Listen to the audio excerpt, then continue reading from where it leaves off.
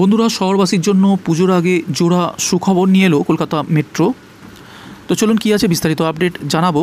তার আগে ভিডিওটি ইনফরমেটিভ হলে অবশ্যই একটি লাইক দিয়ে প্রিয়জনেদের সঙ্গে শেয়ার করবেন, আর চ্যানেলটি সাবস্ক্রাইব না করা থাকলে অবশ্যই সাবস্ক্রাইব করে নেবেন পরবর্তী এই সংক্রান্ত যাবতীয় আপডেট সবার আগে আপনার কাছে পৌঁছে দেওয়ার জন্য।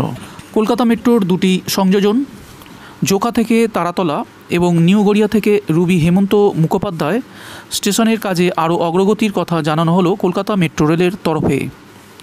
এই দুই সংযোজিত মেট্রো পরিষেবা নিয়ে পুজোর আগেই কমিশনার অব রেলওয়ে সেফটির কাছে পর্যবেক্ষণের জন্য আবেদন করতে চলেছে কলকাতা মেট্রো রেল কর্তৃপক্ষ।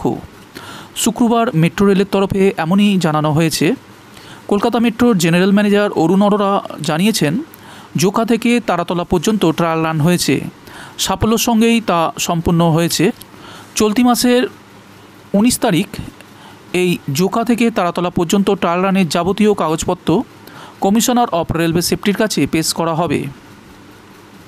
সেই সঙ্গে তিনি আরও জানিয়েছেন, ওই কাগজপত্র জমা দেওয়ার 1 মাসের মধ্যে নিউ গড়িয়া থেকে রুবি পর্যন্ত মেট্রো পরিষেবা শুরুর জন্য আবেদন করা হবে।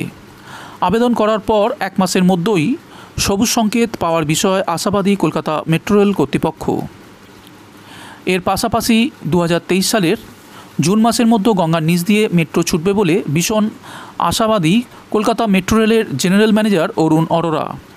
শুক্রবার এই কথা জানানোর পাশাপাশি মেট্রোর জেনারেল ম্যানেজার আরও জানিয়েছেন, সল্টলেক থেকে বিমানবন্দর পর্যন্ত মেট্রো পরিষেবা চালু হতে পারে 2025 থেকে 26 সালের মধ্যে। এর জন্য যাবতীয় কাজও বেশ দ্রুতগতিতে চলছে বলে তিনি জানিয়েছেন। উল্লেখ্য, কলকাতা মেট্রো রেল পরিষেবার তরফে কিছুদিন আগে জোকা থেকে তারাতলা পর্যন্ত কলকাতা মেট্রো ট্রায়াল রানের প্রক্রিয়া চালানো হয়েছে। সেই প্রক্রিয়া ইতিমধ্যে সফল হয়েছে বলে জানানো হয়েছে মেট্রোর তরফে। এই অংশের মেট্রো পরিষেবা চালু হয়ে গেলে শহরবাসী আরও বেশি করে উপকৃত হবেন। বিশেষ করে কলকাতা মেট্রো রেল পরিষেবা হলো এক কথায় শহরের লাইফলাইন।